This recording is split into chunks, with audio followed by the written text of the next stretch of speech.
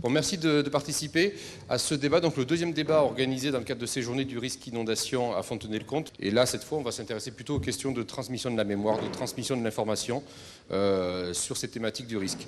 Donc aujourd'hui, on va parler inondation, on va parler de comment est-ce qu'on parle des inondations. Et alors, il y a une phrase qui revient tout le temps quand on parle des inondations, dès qu'il se passe quelque chose en France, c'est on allume la télé, on allume la radio, on ouvre le journal et on lit « on n'avait jamais vu ça ». Alors, à chaque inondation, c'est pareil, on n'avait jamais vu ça, on n'a jamais vu ça finalement.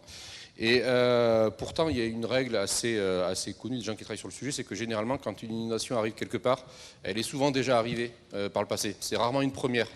Donc c'est pas tellement vrai quand on entend cette expression. C'est peut-être qu'on a un peu la mémoire courte quand il s'agit des catastrophes naturelles.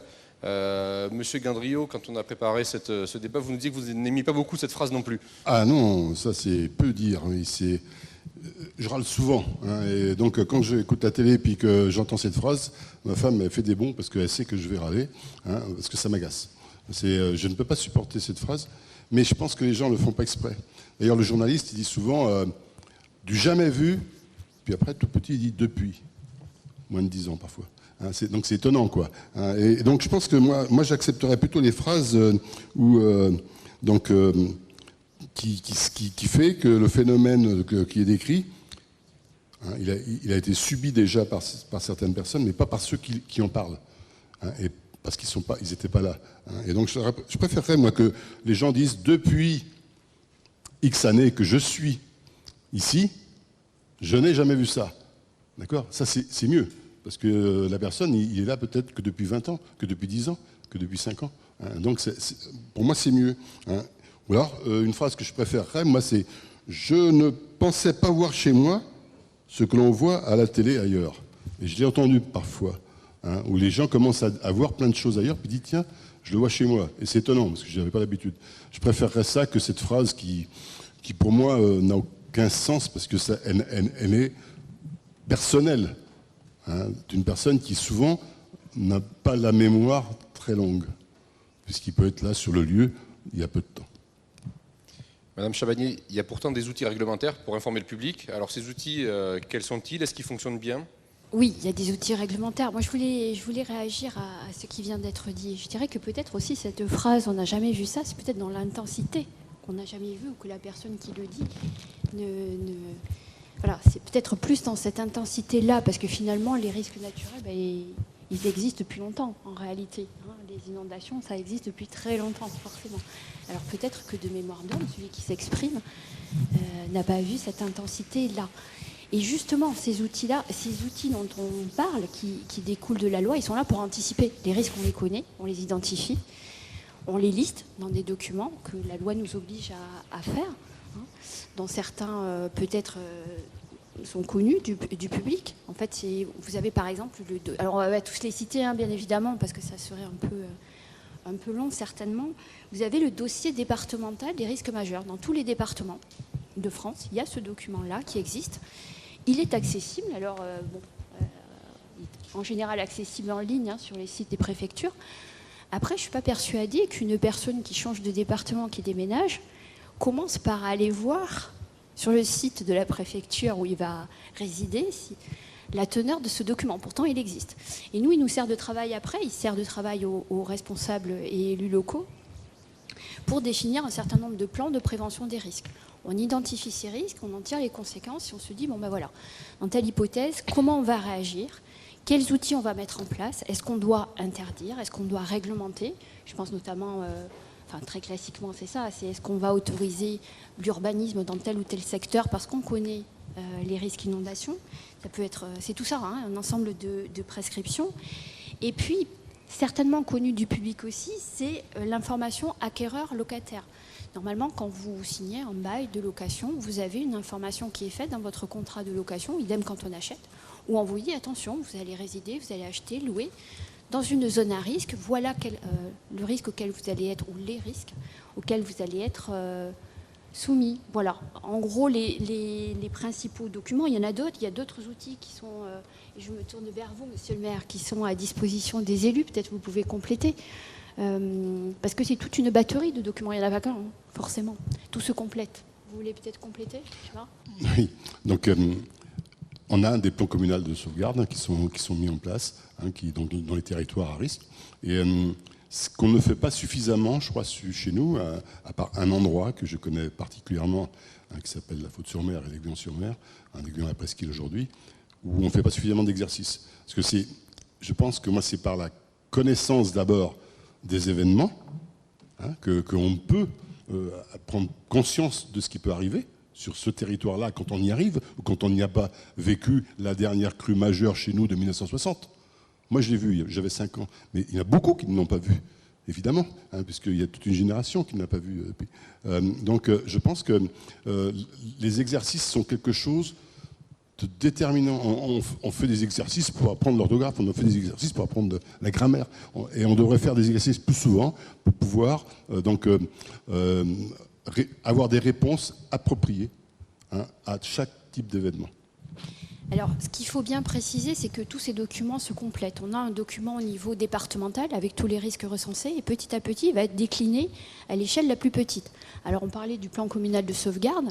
Il y a aussi le document d'information sur les risques. Le DICRIM, c'est quoi Oui. DICRIM. DICRIM, oui, c'est ça. À l'échelle communale, voilà, qui va être décliné au plus près des territoires. On connaît le risque, on l'a identifié. Comment on fait maintenant pour alerter la population? Quelles mesures on va prendre une fois que l'aléa s'est produit, l'événement s'est produit? Où on évacue les personnes? De quel matériel on dispose? De quoi on a besoin? Parce qu'en fait, ce n'est pas au moment de la crise qu'il faut se poser toutes ces questions. Il faut l'anticiper. Et après, comme M. le maire l'a dit, il faut des exercices pour mettre en pratique ce qu'on a imaginé. Parce que quelquefois, dans la pratique, on s'aperçoit qu'on avait imaginé quelque chose, puis finalement, ce n'est pas réalisable, ce n'est pas réaliste, ce n'est pas opportun, ce n'est pas pertinent, et il faut améliorer les choses. Ça passe par des exercices. Ça, c'est important. J'allais dire, quel que soit le risque, ce sont des exercices qui permettent de confronter le plan à la réalité, et puis de faire en sorte que les personnes qui sont concernées puissent avoir conscience de ce qui va se produire, ou des bonnes réactions à avoir. Tout à fait. L'exercice, c'est un peu ce qui remplace l'expérience. Alors, vous, M. Courceau, qui êtes à la fois un habitant du Marais mouillé, en effet, mais qui est aussi un peu un gardien de la mémoire de ce territoire, comment est-ce qu'on s'est transmis la mémoire des inondations et des risques sur ce territoire à une époque où on n'avait pas forcément tous les moyens informatiques, vidéo actuels, et où, pour autant, on vivait avec ce risque? Oui, la société a bien changé, ma foi. Moi, j'ai connu ce qu'était l'inondation, j'ai connu précisément de l'eau dans la cuisine, j'ai connu les pièces inondées, c'est pas marrant, incontestablement, et effectivement, la période de ces inondations se situait de 1950 à 1980, puisque la dernière, la plus importante que nous ayons connue est celle de 1976. Et donc, il est important, effectivement, d'essayer de provisionner et d'appréhender ce qui peut se passer. Mais la réalité, justement, elle est tout autre. Hein.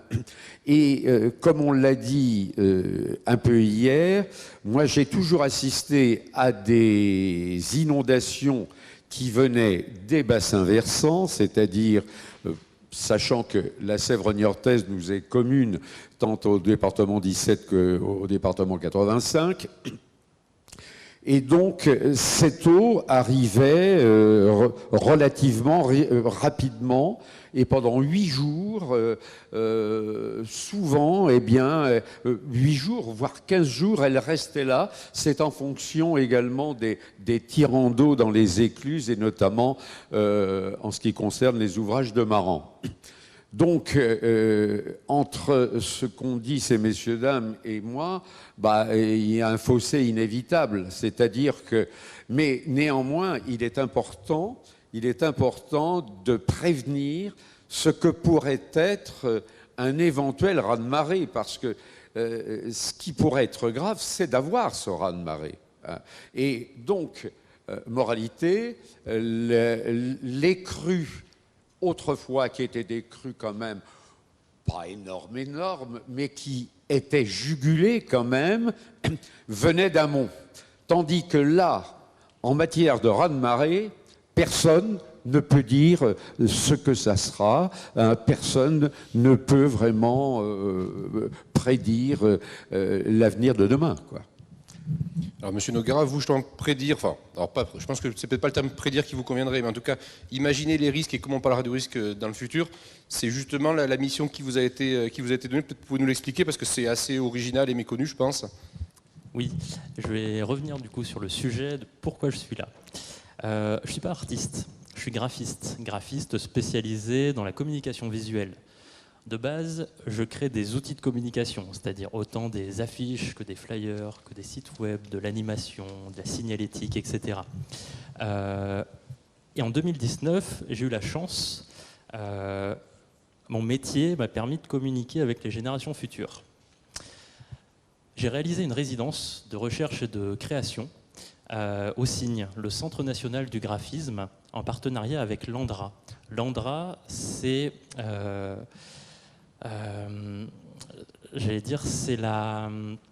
ce qui permet de gérer les déchets radioactifs. Donc c'est l'agence nationale permettant de gérer les déchets radioactifs. Et j'ai travaillé durant cette résidence de recherche sur une problématique, à savoir communiquer sur la dangerosité des déchets radioactifs sur plusieurs millénaires pour les générations futures. Donc oui, la notion de transmission à long terme, la notion de peur également, de danger, fait partie intégrante d'un sujet de communication. Et là, d'un sujet de communication qui est hors des normes temporelles que l'on connaît actuellement. Et c'est pour ça que cette notion de risque, de la transmission, de garder la mémoire, fait partie intégrante des futures problématiques liées aux besoins de communication. Et je voulais montrer quelques images du projet. Ça, ce sont des images fictives. Pourquoi ? Parce que on a besoin, avec l'ANDRA, de signifier des marqueurs de surface. Les marqueurs de surface, on les connaît pour ce qui va être de l'ordre des inondations. On a des marqueurs sur des bâtiments qui notent des dates et qui permettent de signifier justement une montée des eaux. Ici, dans cette version fictive, et comment aborder la peur aussi, eh bien, ce projet-là m'a permis surtout de montrer les choses à ne pas faire. Faire peur bloque. Faire peur fait qu'on est moins réceptif aux choses. Le mieux est évidemment de les faire comprendre, de définir un maximum d'informations, de pouvoir les intégrer également dans une communication grand public. Et ce qui m'a permis de dérouler également, sur la slide d'après, une réelle problématique, c'est-à-dire comment communiquer à long terme.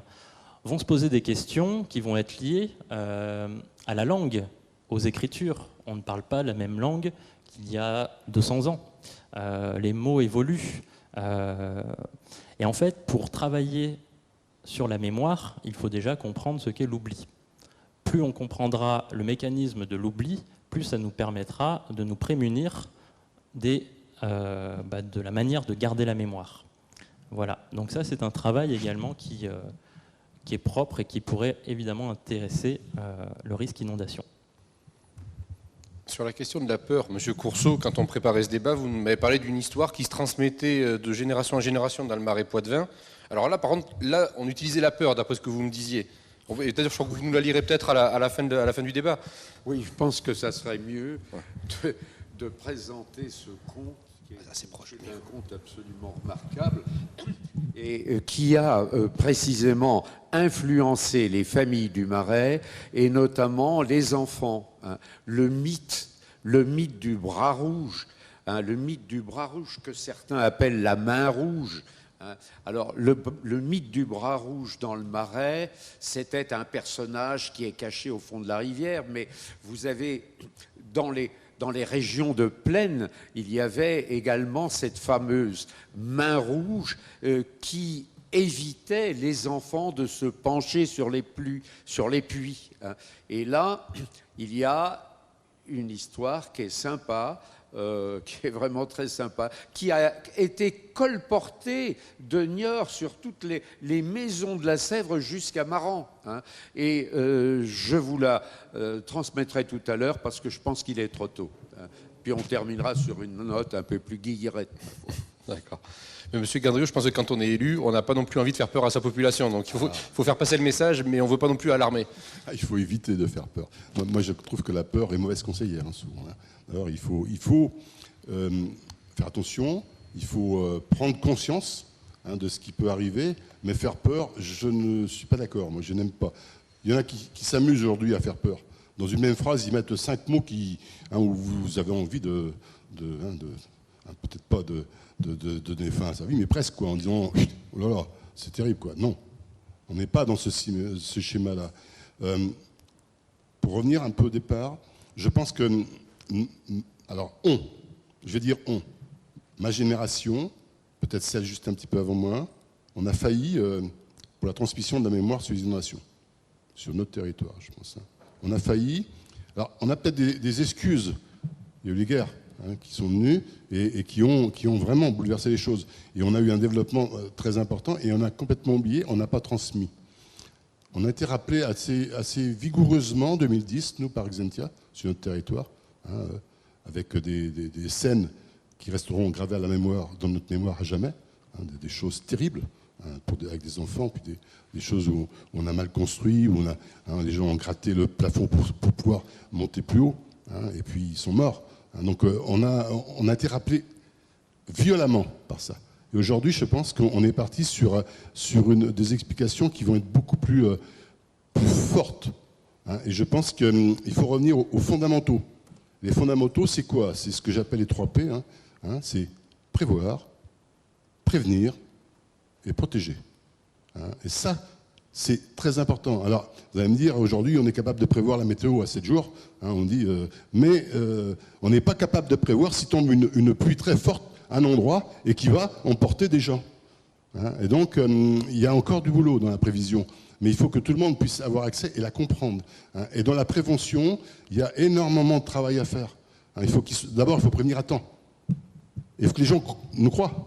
On en parlera peut-être après. Hein. Et il faut qu'on redonne la culture de l'évacuation, qu'on n'a pas chez nous. Pas du tout, alors que c'est important. Et protéger, tout le monde pense qu'il est protégé derrière une digue, ou derrière je ne sais pas quoi, mais c'est faux. C'est encore plus dangereux derrière une digue. Donc il faut expliquer tout ça. Et donc je pense qu'on a perdu cette mémoire, on n'a pas su transmettre les fondamentaux, et aujourd'hui, on est en train de le reprendre en masse. Et ça fait mal à certains, parce que certains ne croient pas. Vous parlez de savoir réagir en cas d'alerte. Justement, les dispositifs d'alerte, ça fait aussi partie... Alors là, on n'est plus dans la mémoire, on est plutôt dans la réaction à l'inondation. Monsieur Gérard ou Madame Chabagnier, qu'est-ce qui existe actuellement pour prévenir? Alors, sachant que bien sûr, il y a des inondations qui parfois arrivent d'un coup. Vous parliez des événements liés à Exintia, où ça a été très rapide. Il y a des événements beaucoup plus lents, c'est peut-être ceux qui ont été connus parfois dans le Marais. Mais comment est-ce qu'on fait pour prévenir le public de nos jours? Oui, alors, on a un service de prévention des crues organisé au niveau national avec des directions au niveau régional qui permettent, avec une application Vigicru qu'on a sur les téléphones, qui permettent de donner, de prévoir des niveaux jaune, orange, rouge, et de mettre en avant des risques de hauteur d'eau, de débit qui vont arriver. Alors, selon les risques, ce n'est pas la même façon de prévoir. Quand on sait qu'une rivière monte de quelques centimètres par heure, on voit venir, et d'amont vers l'aval, on voit venir une inondation depuis longtemps et depuis quelques jours, en tout cas, par anticipation. Quand on a du ruissellement avec un orage très fort localisé, là, c'est beaucoup plus compliqué. Et quand on a un risque de submersion marine, là, il y a le côté tempête, il y a le côté surcote, marée, qui est à prendre en compte. Donc, c'est d'autant plus compliqué que on parlait de mémoire, et je pense que le premier problème qu'on a sur prévoir, c'est la mémoire courte. Si on a prévenu, fait évacuer, et qu'il n'y avait pas eu besoin, ben la prochaine fois, il y aura encore moins de gens qui voudront accepter l'évacuation, qui diront « bah oui, mais ok, la dernière fois, ça n'a pas marché, mais enfin, ça n'a pas marché ». tant mieux, il n'y a pas eu l'événement, mais on l'a fait avec un peu de précaution. Donc, et voilà, c'est à force de crier au loup, n'est-ce pas? On finit par ne plus y croire. Et donc c'est cet équilibre dans la prévention qui est nécessaire. Alors après, on peut aller beaucoup plus loin, c'est-à-dire que maintenant, et la préfecture a commencé à tester avec des systèmes d'alerte par message qui peuvent permettre, quand vous êtes dans une zone donnée, tous les téléphones de la zone reçoivent un message. Donc voilà, il y a la prévision qui permet, lorsque le risque le permet, de venir quelques jours avant, quelques heures avant dire des choses. Et puis il y a, au moment où ça arrive, des moyens maintenant modernes qui permettent d'alerter. Encore faut-il avoir l'info. C'est quoi ce truc que je viens de recevoir? Pourquoi faire? Il va se passer quoi? C'est quoi les risques que j'ai si je reste? Et ça, on retombe sur le travail du local. Monsieur Courceau, les anciens, eux, n'avaient pas de smartphone, mais ils avaient une méthode pour suivre la montée du niveau des eaux, je crois, avec les bateaux. Dites-nous un peu plus. Oui, c'est important aussi. On avait des références parmi les riverains de toute la Sèvre. Et quand je parle de riverains, c'est de Niort-Amaran, bien sûr. Et la montée des eaux, nous l'appréhendions d'une façon particulière, un peu basique. C'est de prendre un morceau de bois, un morceau d'osier notamment, le piquer au niveau d'une cale d'embarquement, l'introduire donc dans le sol, et avec cette encoche-là, eh bien, on pouvait le lendemain matin voir la progression. Et comme vous l'avez dit tout à l'heure, c'était une progression relativement lente. C'était 4 ou 5 cm.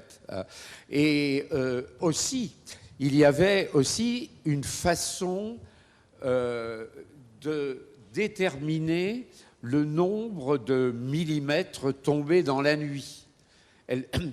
Et ça, c'est ce que je vais vous dire, c'est très pragmatique, c'est vraiment basique. Et tout le monde de toute la vallée de la Sèvre faisait de cette façon-là.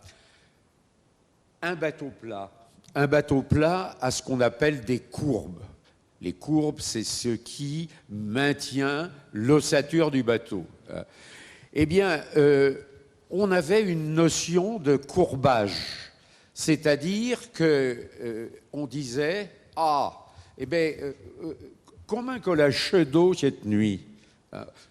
C'est la première fois qu'on parle patois, mais je pense que ça peut dérider certains, ceux qui connaissent. Eh bien, on lâche 15 mm. 15 mm, et c'était l'équivalent de un courbage. Donc, alors ça, c'est vraiment une façon très pragmatique de savoir combien il y avait tombé d'eau. Et ça, c'est absolument manifeste. Monsieur Gandriot, on peut plutôt vous parler de la question du fait d'être cru, de la confiance. Je pense qu'à votre niveau en tant qu'élu, Madame Chabagnier, en tant que représentante de l'État, puis même Monsieur Noguerade, puisque quand on pense au nucléaire, forcément la question de confiance est importante. De quelle manière est-ce qu'on gagne la confiance des gens à qui on veut faire passer des messages, et comment est-ce que vous voyez les choses évoluer dans un sens positif, négatif actuellement? Je ne sais plus si on est dans un monde qui a confiance dans la parole des élus. J'ai l'impression que non. Peut-être que c'est le monde nouveau. Moi, je trouve qu'il y a j'ai dit on a failli tout à l'heure, mais aussi en 50 années, on a construit énormément dans des zones où aucun ancien n'aurait construit. On a construit énormément. Donc on avait oublié, première chose. Et donc là, c'est un problème à résoudre ça, parce que maintenant, on a des maisons qui sont dans des endroits où il faudrait presque les enlever, certaines. Donc c'est un sacré sujet, ça. Donc les gens ne font pas confiance parce qu'ils vont dire, non, je veux garder ma maison.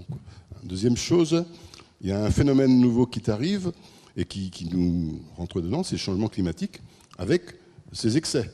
Et donc on est tous en train de vivre cela, avec des pluviométries très fortes, et puis donc un autre modèle, et donc là les gens n'ont pas confiance parce qu'on n'est pas capable de prévoir cette pluie sur le moment, donc ils nous font moins confiance. Et le dernier phénomène qui arrive, c'est les réseaux sociaux, et Internet. Et moi j'ai une phrase, est-ce que Chat maintenant GPT va être plus cru que Jean Jouzel? Je pense que oui. Malheureusement, il y a énormément de fausses informations sur ce monde-là, avec des scientifiques qui donnent des fausses informations. Et donc, comment voulez-vous que les gens ont confiance en nous quand nous, on se réfère à des informations vraies, scientifiquement prouvées, qui ne sont pas crues?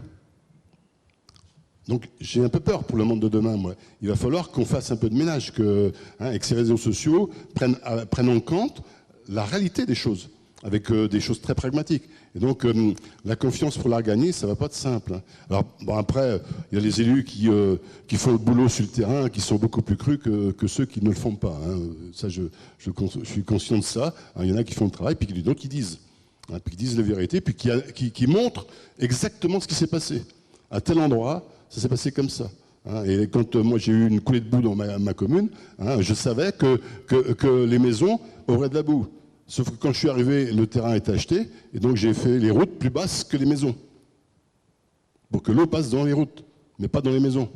C'est des petites choses, vous voyez. Et donc là, ils me font plus confiance, parce que j'ai fait ça. Et vous qui êtes élu alors vous êtes élu sur un territoire plutôt à l'intérieur du Marais, mais en tant que, par rapport au mandat communautaire, vous allez aussi jusque sur la côte, et donc ce territoire qui a été marqué par Xynthia. Est-ce que vous voyez une différence quand vous parlez avec les citoyens, entre des citoyens qui habitent des territoires qui ont connu des catastrophes plus ou moins graves, et ceux qui ont été épargnés? Oui, pour ceux qui l'ont vécu de près, mais malheureusement non, parce qu'il y a beaucoup de gens qui arrivent et puis qui oublient très rapidement. Pour preuve, beaucoup veulent acheter des maisons dans des endroits très dangereux. Ils s'en fichent. Ils veulent avoir vue sur la mer. Ils veulent, et même avec des prix exorbitants aujourd'hui. Ils s'en fichent complètement. Puis on leur dit mais c'est dangereux. Et donc je suis inquiet pour ces gens-là. Alors il y en a d'autres qui ont bien pris conscience, heureusement. Et je pense qu'on a tout beaucoup de gens à mettre où il faut qu'ils comprennent ce qui existe, et puis qu'on les informe et qu'on les forme et qu'on leur explique. Voilà. Donc, mais je suis un peu encore surpris par certaines réactions de certaines personnes qui achètent des maisons dans des endroits qu'on sait qui sont dangereuses. Alors, moi, je voudrais compléter parce que je vais dire une évidence, mais la confiance, elle ne se décrète pas. Depuis tout à l'heure, on parle passer l'information, etc. Donc oui, il y a l'émetteur de l'information, de l'alerte, de l'information sur le risque, qui sont les pouvoirs publics globalement, on va dire ça. Il y a aussi le récepteur, c'est la société, c'est vous et moi, à titre personnel. Quelle part de risque on est prêt à vouloir accepter? Quelle est celle qu'on n'accepte pas? Parce qu'on est quand même sur une société qui est extrêmement paradoxale. On est prêt dans nos loisirs à avoir des activités extrêmes. On va sauter en parachute, on va faire n'importe quoi.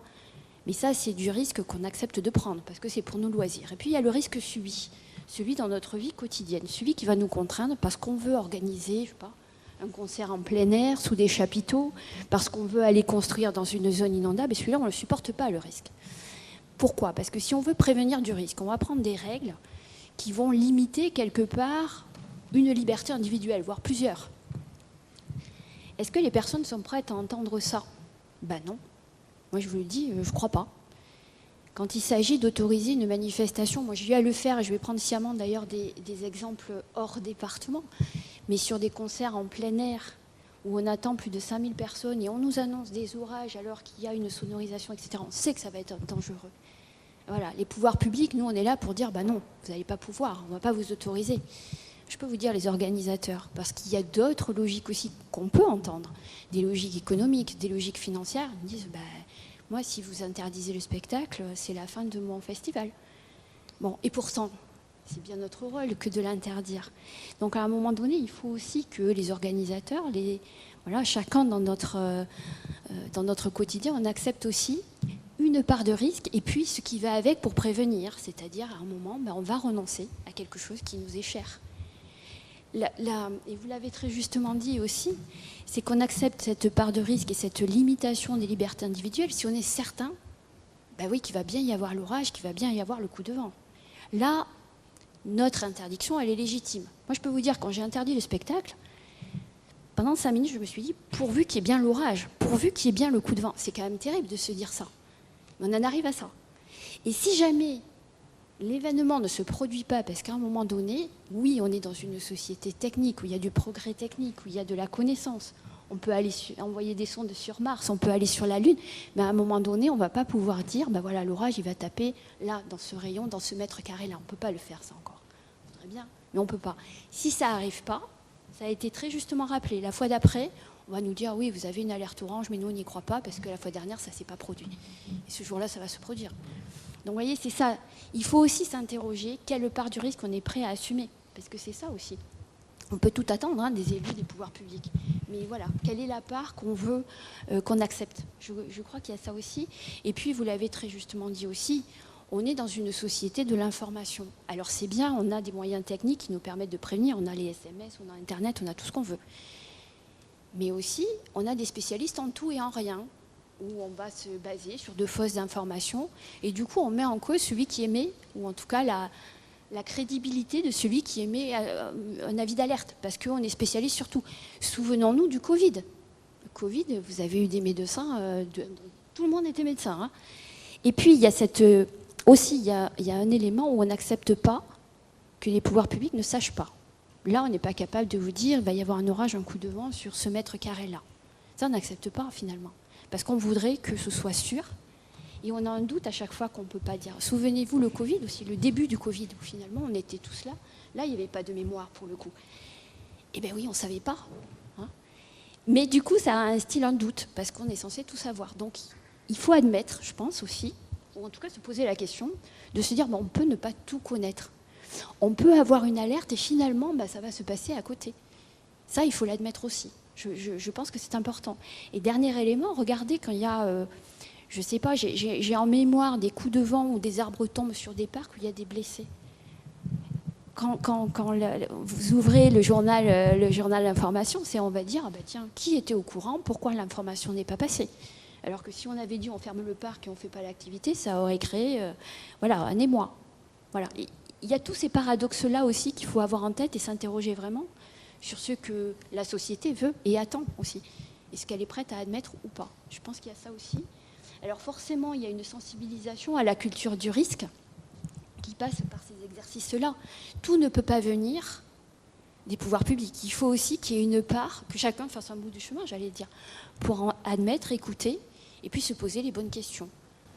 Alors j'allais vous dire, de vivre un événement, moi j'ai vécu des inondations catastrophiques dans le Gard, ça vous marque, hein. Ça on n'oublie pas, et après on a les bons réflexes. Mais bon, on va essayer d'avoir les bons réflexes sans forcément vivre des événements fâcheux. Je crois que c'est ce qu'il faut se dire aussi. Monsieur Noguera, sur la question de confiance, voilà, quand on va voir le public, j'imagine qu'on est l'ANDRA et qu'on dit on va mettre des déchets nucléaires qui auront une activité pendant plusieurs milliers d'années, peut-être même plus, vous savez mieux que nous. Comment est-ce qu'on fait pour gagner la confiance des interlocuteurs? C'est le même cas que ce qui a été exposé, c'est-à-dire c'est l'explication, c'est la pédagogie. Forcément, il y a toujours des irréductibles et de tout temps, c'est-à-dire qu'on pense même, je ne sais pas, quand on a imposé de mettre des rétroviseurs aux voitures, quand on a imposé de mettre la ceinture de sécurité aux voitures, à tout temps, il y a eu des irréductibles. Et en fait, les générations futures, naissant avec ces obligations, ça devient une réalité. Et en fait, pour eux, c'est nécessaire de mettre la ceinture de sécurité. Donc forcément, il y a des mesures qui seront toujours refoulées par certains, compris par d'autres. Et les générations vont faire qu'au fur et à mesure, ça va se mettre en application. Mais il y a toujours un coup de... parfois, pour le risque envisagé, on va imposer des choses. Et ça, on peut même dans cette thématique, penser peut-être envisager des choses possibles. On pourrait imposer de mettre un marqueur de crue sur tous les nouveaux logements. On a des marqueurs de crue qui sont souvent au bout d'un pont, etc. Eh bien, ça pourrait entrer dans la loi en disant, oui, on met un marqueur de crue. Quoi qu'il arrive, c'est un marqueur qui est standardisé, obligatoire, dans les lieux inondables. Ce qui fait que automatiquement, à ma maison, j'ai mon marqueur de crue. Là, c'est quelque chose qui, antécédemment, et notamment dans toute la vallée de la Sèvre est significatif, vous avez des pastilles géodésiques qui marquent le niveau par rapport à la mer. Moi, je sais que sur ma maison, elle se situe à 3,20 m au-dessus du niveau de la mer. Et ça corrobore tout à fait ce que vous venez de dire. Oui, et puis en fait, on pourrait même pousser la chose, c'est-à-dire que on a des marqueurs existent en fait, des dispositifs existent. J'achète un logement, j'ai le DPE, j'ai le GES. Je peux très bien avoir le risque inondable de ma maison. C'est juste une info à standardiser et à rajouter, qui inscrit comme ça dans une réalité concrète en disant oui, je prends le risque. J'achète cette maison, mais je sais, et du coup, en fait, je ne peux pas passer à côté de l'info. Donc il existe, on pourrait imaginer ce genre de choses. Également, d'avoir des expositions permanentes dans des lieux culturels ou à l'école, également, une pédagogie. Il existe également d'autres marqueurs. J'entre dans une ville fleurie, 4 fleurs, je pourrais avoir ville inondable sur un panneau standardisé également. Donc en fait, il existe des moyens de communication visuelle qui nous inscrit aussi dans une réalité où en fait on ne peut pas passer à côté.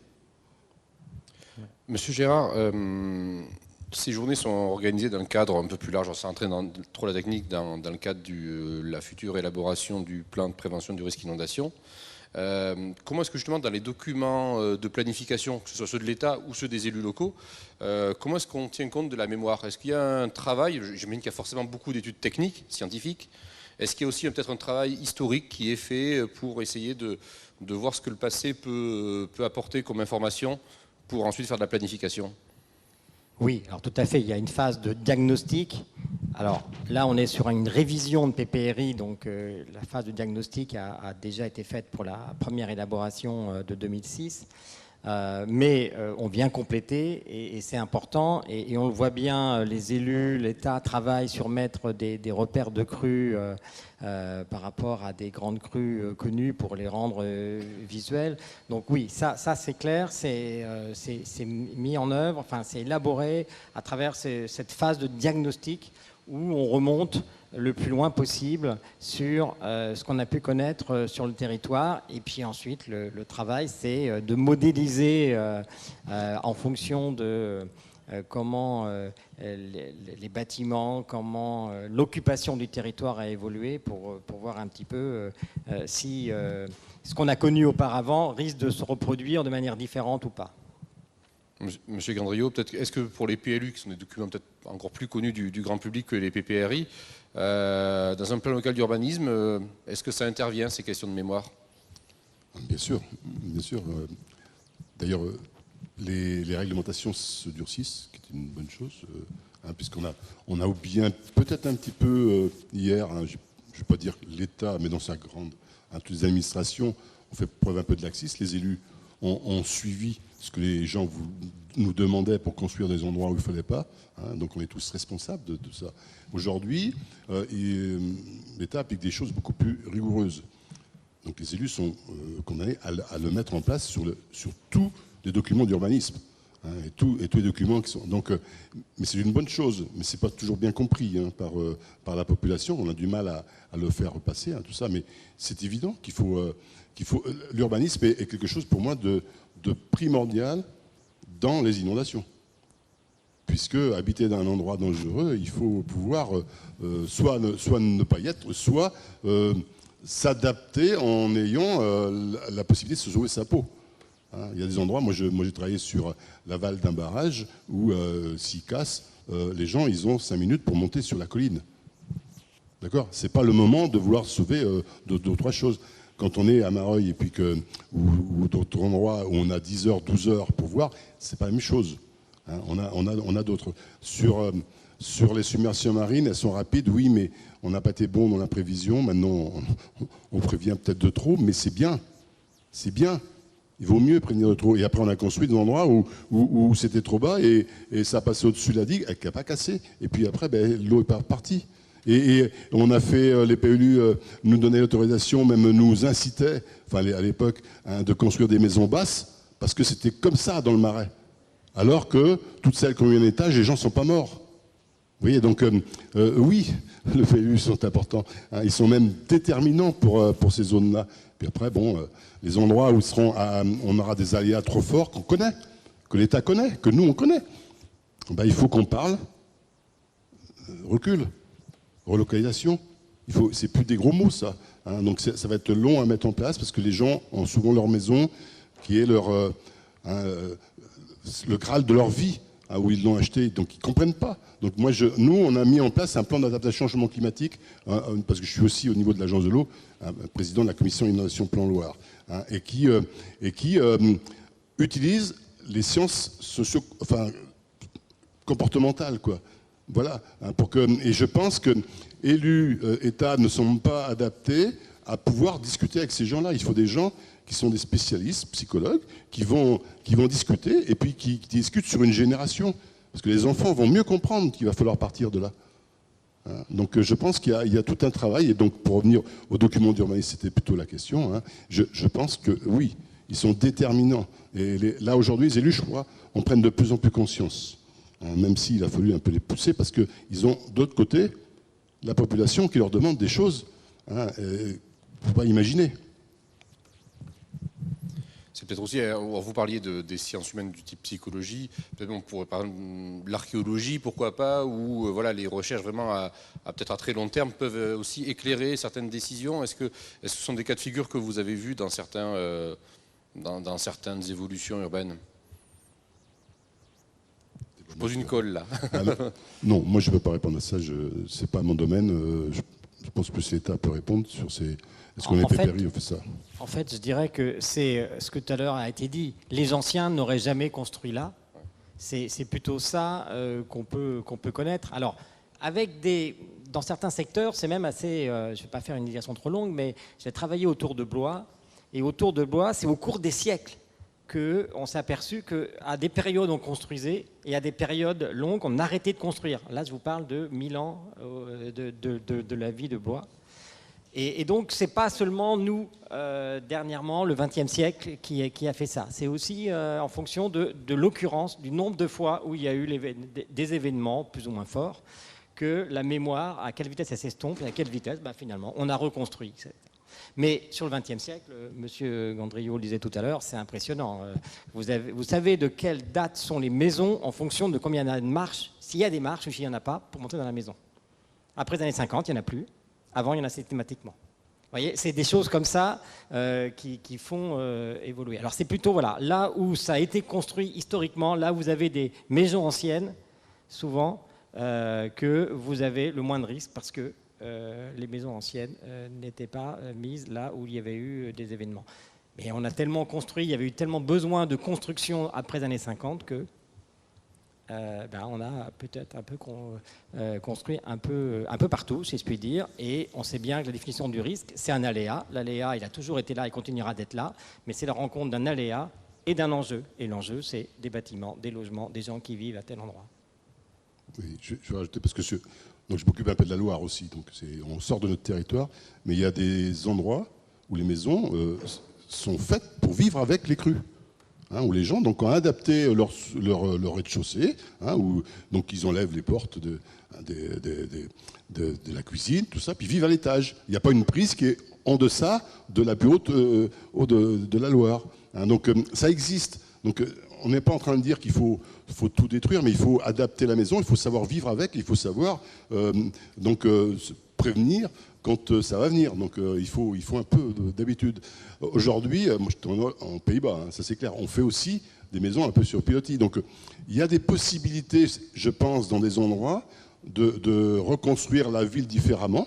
Je pense que vous avez dit Blois, moi je connais Orléans, hein, ou je connais d'autres endroits, ou Tours, hein, où on est en train de réfléchir à des quartiers où tout le rez-de-chaussée, il n'y aura pas d'habitation dans les zones dangereuses. Donc on n'est pas en train de dire qu'il faut tout déménager, il faut savoir vivre avec et savoir adapter l'urbanisme avec. Et donc il y a un sacré travail de faire, et je pense que c'est un vrai travail intéressant pour les urbanismes. Alors après, si c'est devant la vague de Xynthia, je pense qu'il vaut mieux s'en aller, d'accord. Mais si c'est dans d'autres endroits où l'on monte doucement, il y a des façons de faire. Donc moi je crois qu'il ne faut pas être tout pessimiste et tout voir tout noir. Monsieur Courceau, on vous laisse la parole pour nous raconter cette histoire du bras rouge et puis on verra si, après l'avoir entendu, on est plus prudent. Moi, je suis donc un paysan de famille paysanne, de famille maraîchine, etc. Et dans ce marais se colportaient des choses intéressantes, hein, parfois fantastiques, fantasmagoriques même. Et là, je voudrais vous raconter cette histoire du bras rouge qui a interpellé les générations.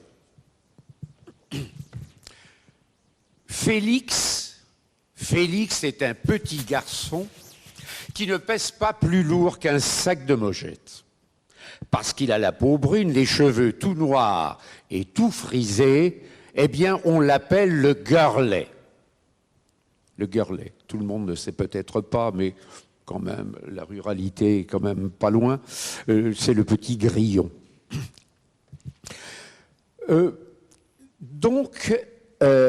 Félix habite dans le bourg de Coulon, et il habite à l'extrémité du village. Il habite une petite rue, et cette petite rue d'ailleurs a un nom sympathique, c'est la rue du Port aux Moules. Et la rue du Port aux Moules descend précisément jusqu'à la Sèvre niortaise. Et là, cette Sèvre niortaise comporte des quais, tout le monde connaît plus ou moins Coulon, il y a des quais, c'est une allée touristique aujourd'hui, mais rien à voir. C'est une allée sur laquelle, eh bien, il y avait toute une population qui travaillait, ma foi, et il y avait les laveuses qui frappaient avec leurs battoirs sur les eaux de la Sèvre, mais il y avait aussi les batelets d'herbe. Les batelets d'herbe, ces batelets ventrus, parce que le bourg de Coulon, autrefois, citons-le, autour des années 1920, eh bien, à Coulon, il y avait dans le bourg 98 habitations qui possédaient de 1 à 3 ou 4 vaches. Donc, le but était purement alimentaire. Et le petit garçon, justement, le petit Félix, fait de cette grande avenue sur le quai, qu'on appelle le quai Louis Tardy, sur ce quai précisément, eh bien, c'est sa promenade. On y voit des pêcheurs, on y voit des tas de choses, des tas d'éléments. Et le jeudi, eh bien, Félix n'a pas classe. Sa maman, de dire, car revenons un petit peu sur la famille. La famille est une famille plutôt modeste. Le papa travaille à la scierie. Il empile des piles de planches à longueur d'année. Hein, et la maman, eh bien, elle fait des travaux dans les maisons bourgeoises du village. Et la maman de dire au petit garçon, qui le jeudi n'a pas classe, surtout, ne t'aventure pas dans les bateaux, à les cadencer, à faire rentrer de l'eau dedans, et ne t'approche pas surtout du bord. Alors le petit garçon est un peu interloqué. Ben oui, parce que dans la Sèvre, il y a un animal, un personnage fantastique qui peut attraper les petits-enfants et les emmener précisément au fond de la rivière. Alors, le petit Félix, qui est un petit garçon, ma foi, assez crédule, eh bien, n'envisage pas du tout d'enfreindre les considérations qu'a pu dire sa maman. Nous sommes au mois de mai, et au mois de mai, précisément, le temps est au beau, et dans cette rue de l'église qui prend de l'église de Coulon, l'église de la Sainte Trinité, disons, et qui va jusqu'à la Sèvre, eh bien, le petit garçon est là, il bade aux corneilles, et c'est le jeudi, il n'y a pas de centre aéré, il n'y a rien, et lui, brutalement, s'aperçoit qu'au coin de la rue arrive une bande de garçons. Une bande de garçons criant, gesticulant, et tous armés d'une gaule, d'une perche, une petite badine de frêne. Et au bout de ces badines de frêne, eh bien, il y a un fil, et au bout du fil, il y a un crin de cheval avec un nœud coulant au bout. Et alors là, cette bande de garçons passe, le petit garçon est toujours assis, il se relève brutalement, et à l'intérieur de cette bande, ils sont 5 ou 6, un garçon un peu plus âgé, notoirement plus âgé, hein, eh bien, c'est le gros Alcide. Et Alcide, c'est le fils du ferblantier. Hein. Et Alcide, sur le plan scolaire, est loin d'être très brillant, mais néanmoins, dans ce groupe, eh bien, il apporte son autorité à lui. Et alors, voyant le petit Félix, il dit « Mais Félix, tu viens pas avec nous ?»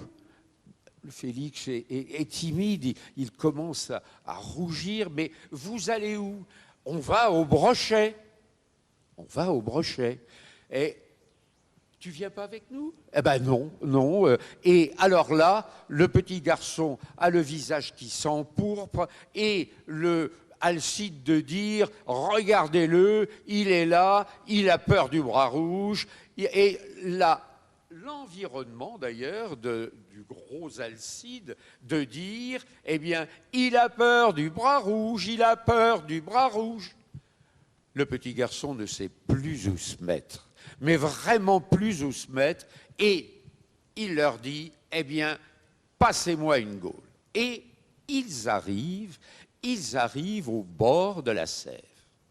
Il avait plu la nuit précédente, et sur cette Sèvre, il y avait des gros paquets d'herbes, et autour de ces paquets d'herbes, eh bien, des petits brochetons qui pouvaient faire 10 centimètres. Alors, le problème était le suivant, c'est avec ce bâton et ce nœud coulant, était de faire passer le nœud coulant autour du brochet et de le soutirer de la rivière. Toujours est-il que la bande est là et le petit garçon essaie effectivement d'essayer d'attraper un brochet. Il n'y arrive pas, mais néanmoins, il est fasciné par ces brochetons. Ces brochetons, il y en a partout, ils sont disséminés en bordure de ces herbiers, et la difficulté, bien sûr, est de l'attraper. Alors, le groupe s'est un peu disséminé, et le petit garçon est tellement fasciné qu'il ne remarque plus que ses copains sont là. Hein. On s'aperçoit aussi qu'il y a sur le bord de la rive de moins en moins de bateaux, et il remonte le cours de la Sèvre et il arrive au pont de Coulon.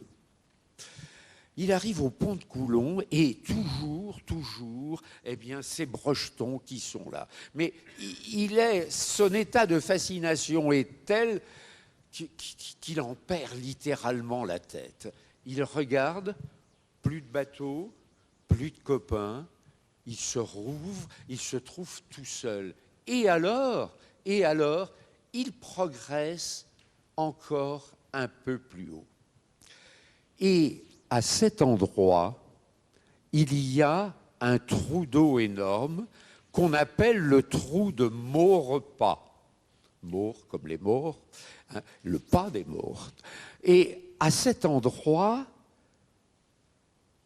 le fleuve est particulièrement profond et il y a là tout un environnement qui fait que cet endroit est un endroit difficile d'approcher. Et brutalement, que voit-il? Il voit, mais devant lui, à 2 mètres de lui, vraiment, que voit-il? Un brochet, mais un brochet énorme. Un brochet qui fait 4 ou 5 livres. On ne parlait qu'en livres à cette époque. Et le brochet est là, devant lui. Le petit garçon est littéralement tétanisé. Il regarde autour de lui, mais il s'aperçoit que les bords de la rivière ne sont pas forcément très stables. Avec ses petits pieds, il essaie de faire un genre de marche et pour stabiliser vraiment le bord de la rive. Et alors là, le brochet est toujours là, devant lui, immobile. Il se lève et il essaie de passer le nœud coulant autour du brochet. Quand tout à coup, dans un grand bruit, le sol s'effondre derrière lui et c'est là précisément où le bras rouge va récupérer le petit garçon et va l'enfouir vraiment dans le fond de la Sèvre. C'est ainsi que cette petite histoire, colportée par les parents bienveillants, fait qu'aujourd'hui, la légende du bras rouge subsiste encore.